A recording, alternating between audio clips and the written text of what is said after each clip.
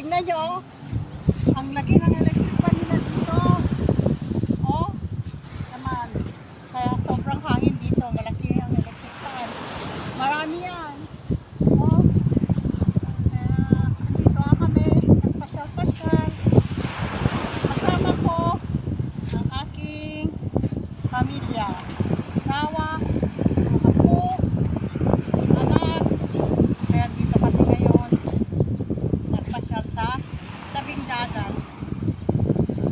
I think matagal na din kami na hindi nakapagpasyal sa dagat. Fresco ng hangin. Fresh hangin. Fresh air.